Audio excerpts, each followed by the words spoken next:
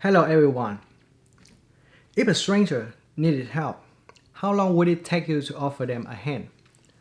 According to psychology, the answer to that question may depend less on who you are as a person and more on how many people are with you at the time.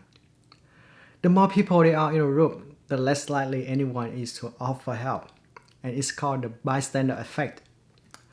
This occurs because of the diffusion of responsibility. Basically, when someone is in need, people in large groups tend to feel that they don't need to do anything. They just assume that someone else will take care of it. According to Latin and Dolly research, there are 5 steps that a person must go through to successfully intervene as a bystander.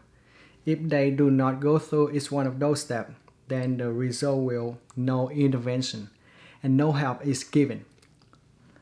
The first step is to notice the event. Then we have to identify that event. We need to determine what's happening and whether or not it needs attention. The third step is to take responsibility for intervening. It's very interesting that the more people there are in a room, the less likely anyone is to offer help. We've seen this as we're driving down the highway and we see someone stranded with a flat tire. Hundreds of cars driving by, including us. As we drive by, we think that, well, someone surely will stop and help him. On the other hand, when we're out of a lonely backcountry road in the middle of nowhere and we see the same person stranded as we drive by, we think, well, there may be not another car for hours. I better stop and see if I can help. In other words, that the responsibility to help gets diffused if there are more people around. The fourth step is to decide how to help. Unfortunately, some bystanders at this point, they simply don't know what to do. They think, should they go there and say something to her or him? Should they create some kind of diversion or distraction? Or should they get someone else to come in and assist them? And again, when people don't know what to do, they very often do nothing. And the last step in the process is to act. But again, there are some barriers here that may keep people from following through on the last step. And we've seen this when we see somebody was out of line.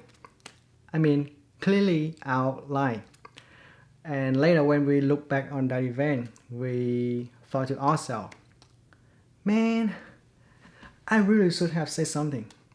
That guy was really a jerk. But at the time, we didn't. I've been guilty for that, and we all have. And those students in the video, they are the same situation. They don't want to be embarrassed. They don't want to look awkward. So they decide to work and they don't act. And I think the best way to prevent the bystander effect is through education. By educating the other about the bystander effect, as well as what to do in an emergency situation. And we can ultimately reduce the chances of it occurring and potential save a life. Most of the time, when you are direct, people are more willing to help because it's a quick way to let them know the seriousness of the situation and let them know what you need and what needs to be done so we can prevent the bystander effect. I think in today's society, people are more willing to pull out their devices to start recording a situation than to actually intervene. In situations like this, I think people need to reprogram their minds to stop hitting the record button and start dialing 911, or at least get involved and help people when they're in need. And to build a better society, we need more people to step up and step in when it comes to taking action. Well, I hope you guys enjoy this video.